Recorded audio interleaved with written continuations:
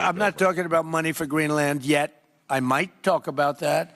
But right now, we are going to do something on Greenland, whether they like it or not, because if we don't do it, Russia or China will take over. Nobody's going to fight the United States militarily. Right now, Greenland is covered with Russian and Chinese ships all over the place. Trump's victory in Venezuela whetted Washington's appetite for empire. His declaration that he would rule Venezuela sent shockwaves from Panama to Taiwan, from Kiev to Brussels. Behind the scenes, Russia and China, fearful of losing the Arctic Ocean, were panicking. But the real nightmare began in Copenhagen, because Trump opened the Greenland file without closing the Venezuela file. He was no longer saying, "We want it," he was saying, "We will take it." This was not a simple real estate request, it was a national security ultimatum.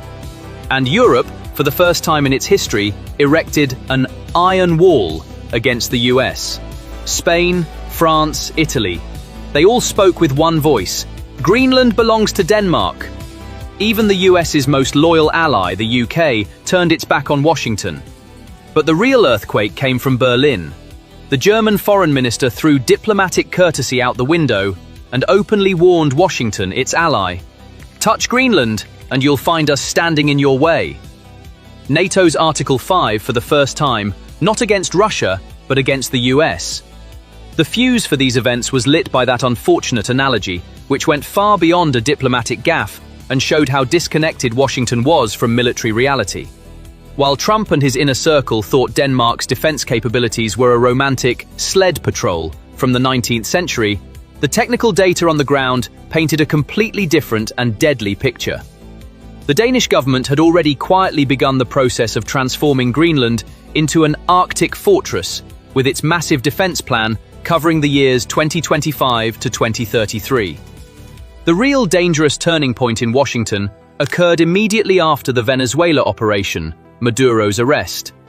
The Trump administration changed its rhetoric overnight.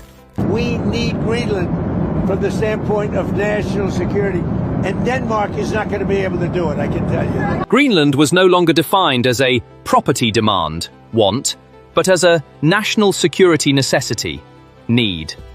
This change in language was equivalent to overturning the diplomatic negotiation table and replacing it with military operation plans.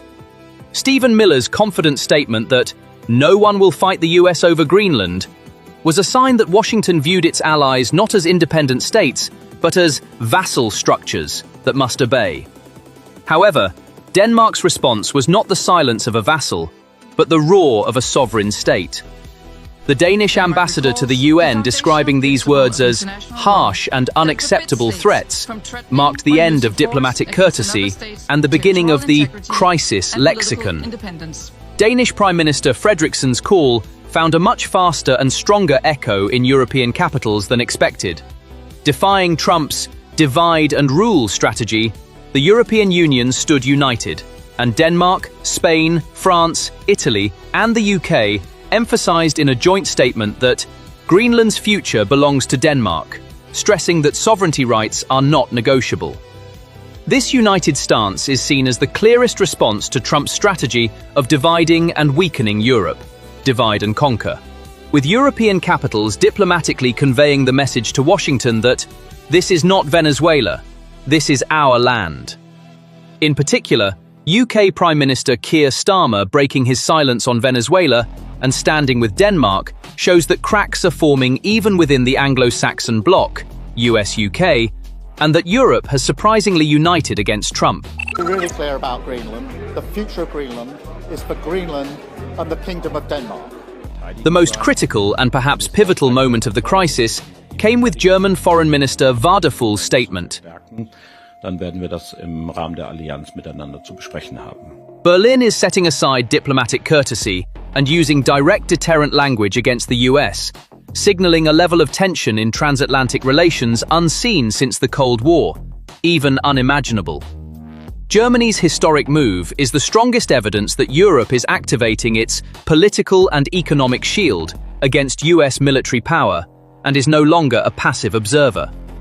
Germany reminded the US that Greenland is Danish territory and protected under NATO's Article 5, one for all, thereby playing the collective defense card against the US, the alliance's leader. And since Denmark is a member of NATO, will Greenland also, in principle, be defended by NATO? This is Berlin's harshest ultimatum to Washington since the Cold War, and shows that Europe has now reached the capacity to say no to the US and chart its own course if necessary. According to Welt, Danish politicians are calling for German and French troops to be deployed to Greenland to deter the US. Conservative MP Rasmus Jarlov said it would be wise to accept the Allies because it would, thoughtful, make the price of a military occupation extremely high for the Americans. Left-wing leader Pelle Dragsted warned, "Serious, we must make it clear that this would be an armed conflict," adding that the Americans cannot land a helicopter in Nuuk and plant the US flag. This incident transforms Article 5, the cornerstone of NATO, into a kind of suicide pact or an insoluble paradox. An attack on one member, Denmark, is considered an attack on all members, including the US. But what if the aggressor is the alliance itself? Here, when the counterparty under Article 5 is the leader of the alliance, the question of whom NATO will defend against whom leads to legal and military chaos, an insoluble paradox. Altså inklusiv vores NATO og dermed den sikkerhed, som blevet tilvejebragt siden afslutningen på 2. verdenskrig. This scenario is not a science fiction movie, but a cold, legal reality currently on the table. Experts state that if Denmark invokes Article 5, the headquarters in Brussels will become dysfunctional, and the alliance will effectively collapse. This situation could be the West's worst nightmare. This painful process can also be interpreted as the birth pangs of NATO moving away from American control and transforming into a European-centered defense pact.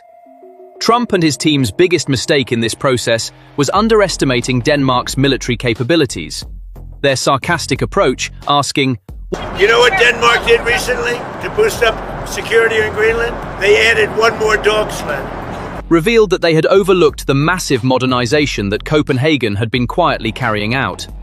However, with the changing threat perception in the region, Denmark had already announced a massive defense package worth 137 billion kroner, approximately $20 billion, for 2025 to 2033, and had long since begun the process of transforming Greenland into an Arctic fortress.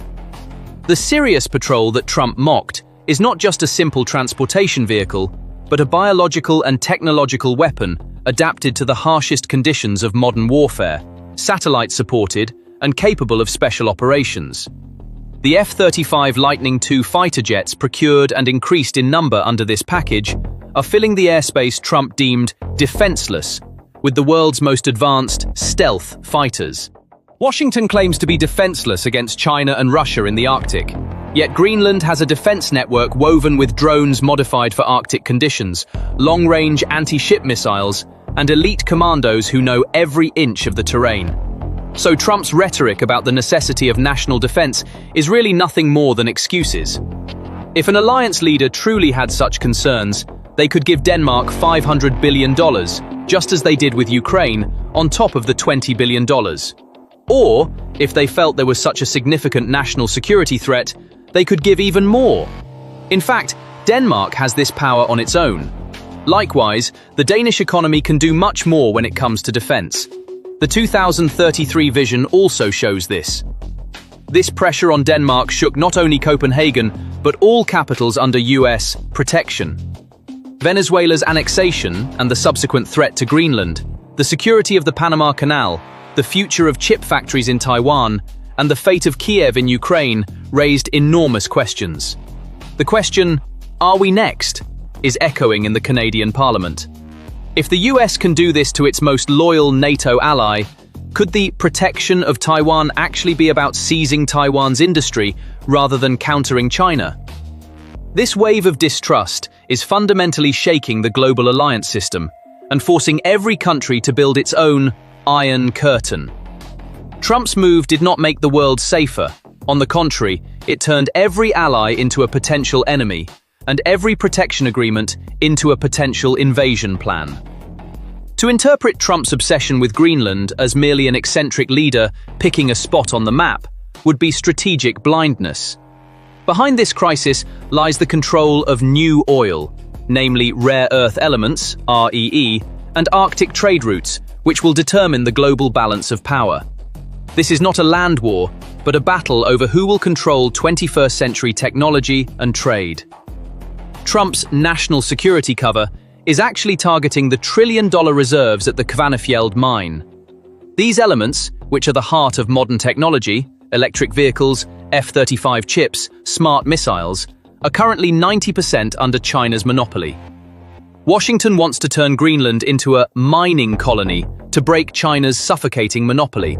Trump plans to obtain these minerals not by purchasing them or through diplomatic means, but by seizing them, confiscation, as in the Venezuela model.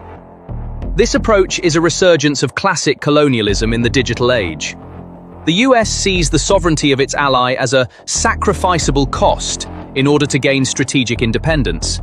However, Denmark and the European Union know that these mines are also vital for European industry and are defending their own strategic autonomy against Washington's plunder initiative. On the other hand, this move has set off red alarms in Moscow and Beijing. Greenland is not just an island, it is the control tower of the Northern Sea Route, NSR, and the Polar Silk Road. As melting ice caps shorten the trade distance between Asia and Europe, who will control this new Suez Canal? Russia has staked its energy export future on this route, and US military control over Greenland would mean strangulation for Russia from the north. Putin's statement that Trump is serious about this issue and the Russian ambassador's warning that we will respond militarily if there is a conflict indicate that the Arctic region could become a hotter conflict zone than the Pacific or Ukraine. Ironically, China supports Denmark's sovereignty because Beijing fears the US Navy closing the Arctic gates. Trump's move has created a strange and dangerous situation that unites Russia and China with Europe on the same anti-American annexation line.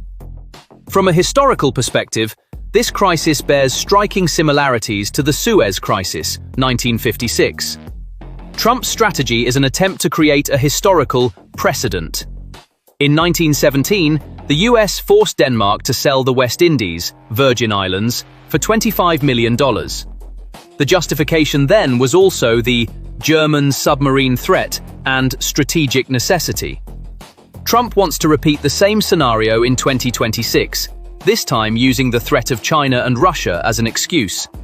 In fact, the 1956 Suez Crisis appears as a mirror image of today's situation. Back then, the US stopped Britain and France, who were attacking Egypt with imperial ambitions. Now, the roles have completely reversed. Europe is trying to stop the US, which is acting with imperial ambitions.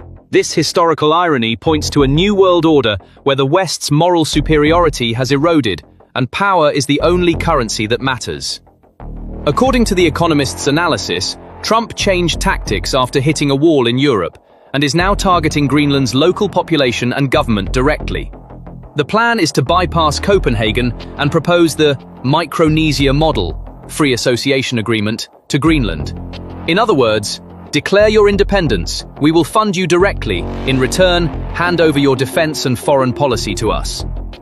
This insidious plan aims to tear the Kingdom of Denmark apart from within, and stands as one of the biggest political traps on the table that will test European unity. What had been only a theoretical debate until then, the end of NATO, became a concrete possibility with the fall of Venezuela and that greedy hand reaching out to Greenland. Trump's Macedonia fantasy may not immediately change the maps, but it has damaged the spirit of the Western alliance. The voices raised that night from Berlin and Copenhagen were not just a defense of territory, but also a defense of Europe's honor. In this new world where the US is no longer seen as a guarantor, but rather as a potential threat under Trump, the paradox of Article 5 continues to tick like a time bomb at the heart of the alliance. The alliance, seen as a safe haven, collapsed that night. Denmark's F-35s and Germany's war warning sent a clear message to Washington. This is not real estate for sale, and this is not defenseless. The Iron Wall has been erected, And behind this wall, there is now a Europe that is charting its own destiny, despite the US. So, what are your thoughts on this matter?